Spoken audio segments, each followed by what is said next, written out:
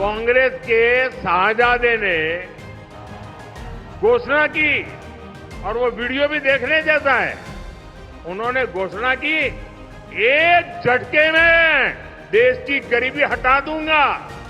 हिंदुस्तान के हर गरीब परिवार में एक महिला को कांग्रेस पार्टी एक साल में 1 लाख रुपए बैंक अकाउंट में डालने जा रही है। हम करोड़ों लोगों की, करोड़ों परिवारों की जिंदगी बदलने जा रहे हैं। मध्य प्रदेश में पहले चरण के लिए 6 सीटों पर मतदान का काउंटडाउन शुरू होने को है। 19 अप्रैल को छिंदवाड़ा, बालाघाट, सीधी, शहडोल, जबलपुर और मंडला संसदीय क्षेत्र में वोटिंग होगी। इसके लिए 17 मई को चुनाव प्रचार थम जाएगा। पहले चरण की 6 सीटों के लिए बीजेपी और कांग्रेस दोनों दल पूरा दमखम लगा रहे हैं। बीजेपी ने 29 का टारगेट अचीव करने अपने स्टार प्रचारकों की फौज झोंक दी है। Prime minister Narendra Modi, home minister Amit Shah, रक्षा मंत्री राजनाथ सिंह, सूबे के चीफ मिनिस्टर मोहन यादव रणभूमि में हैं। उधर कांग्रेस की तरफ से भी राहुल गांधी और कमलनाथ ने मैदान संभाला है। राहुल ने शहडोल और मंडला में जनसभा की है, लेकिन इस चुनाव में कांग्रेस का सबसे ज़्यादा फोकस उन 5-6 सीटों पर है जहां उसे गेम पलटने की उम्मीद दिखती है। उनमें छिंदवाड़ा सीट सबसे हॉट सीट है। ये सीट पिछले 40 साल से कमलनाथ परिवार के पास है, इसलिए यहाँ कमलनाथ की साख दांव पर लगी है। छिंदवाड़ा सीट से इस बार भी कमलनाथ के बेटे नकुलनाथ चुनाव लड़ रहे हैं। उनका सामना बीजेपी के विवेक बंटी साहू से है।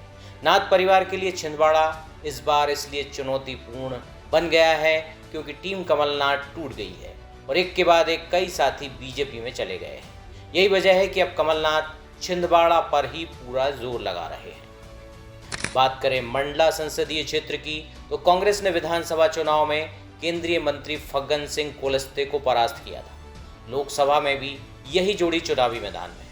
कांग्रेस विधायक ओंकार सिंह मरकाम बीजेपी प्रत्याशी फग्गन सिंह कुलस्ते पर मनोवैज्ञानिक दबाव बना रहे हैं। इस सीट पर 57% आदिवासी वोटर निर्णायक हैं।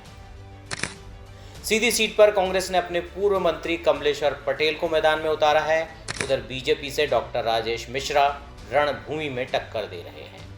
राजनीतिक पंडितों का मानना है कि कमलेश्वर बीजेपी प्रत्याशी को कड़ी टक्कर दे रहे हैं। इस सीट पर चौंकाने वाले नतीजे आ सकते हैं। ग्वालियर की राजशाही सीट पर गुरिल्ला युद्ध होता है। विधानसभा चुनाव में यहां कांग्रेस ने 23,000 से ज्यादा मतों की बढ़त बनाई थी।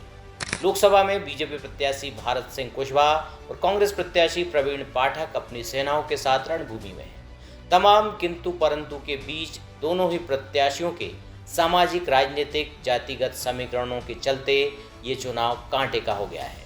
बीजेपी के पास जातिगत वोट बैंक है एवं मोदी मैजिक है। कांग्रेस को युवा एवं तेज तर्रार प्रत्याशी से बड़ी उम्मीदें हैं।